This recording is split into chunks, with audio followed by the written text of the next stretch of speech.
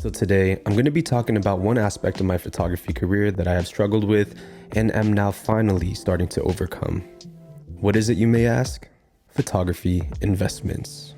And no, I'm not talking about stocks, but rather long-term investments on gear that have made my life as a creative 10 times better, including some recent additions to my setup that will benefit my workflow in the long run. So here are some photography investments I do not regret.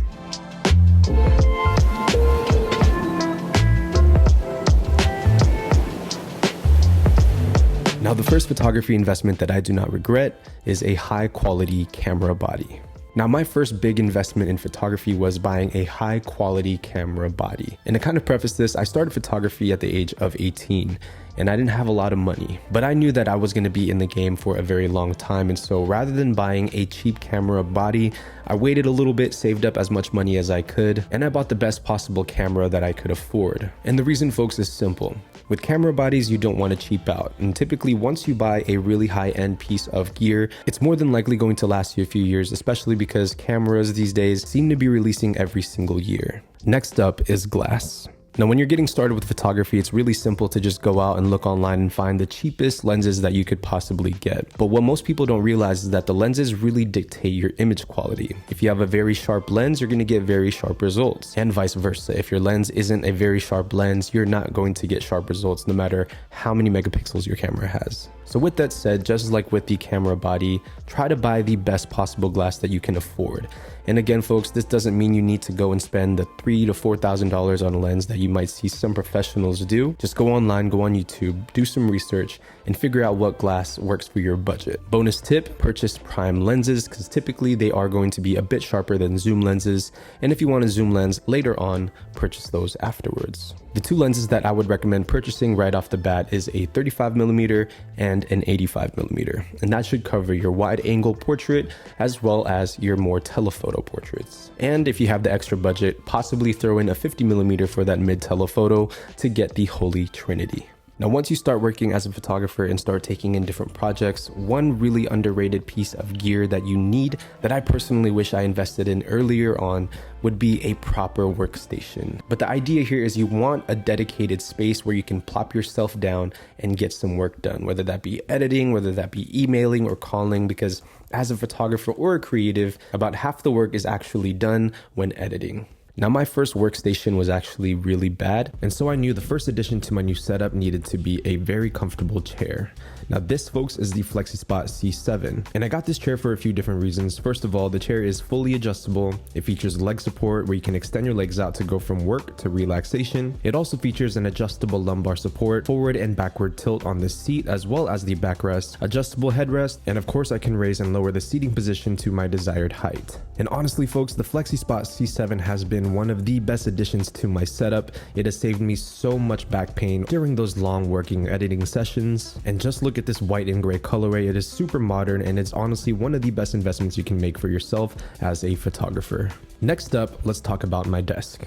This is the FlexiSpot E7 Pro, which I personally really love. It's extremely sturdy, it holds my monitor and all of this extra stuff that I have on top. And one of the best features is that this actually is a motorized electric standing desk. So you just hit this button right here and it can go up and down, which comes in extremely useful for those long editing sessions. Now, this is one of the investments that I do not regret. And if you guys want to invest in these yourself, you can get my exact desk setup and my chair setup with FlexiSpot. Click the link in the description below if you guys want to check out the desk or the chair as well. Huge thank you to FlexiSpot for sponsoring this video.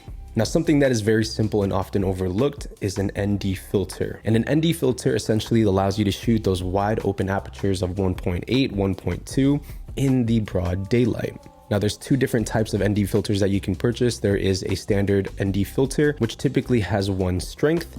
And then you also have something called the variable ND filter, which allows you to have different strengths built into one that you can adjust. Now, here's a little tip. If you have different lenses and they all have different filter sizes, one thing you can do is purchase an 87mm filter and then just buy step up or step down rings to adjust for each of your lenses. That way you only need to buy one filter and it can cover all of your lenses. But this is an extremely good investment, and trust me, you are going to need one down the road. All right, so let's talk about external storage. Now, external storage, used to be extremely expensive. You can get an SSD, which is a solid state drive, which are great for editing your photographs or videos, or you can opt for a traditional external hard drive, which I personally would use only for storing photographs. Now, I personally would invest in an external hard drive just because you're going to be editing photos, you're going to be storing them, you're going to be doing videos as well.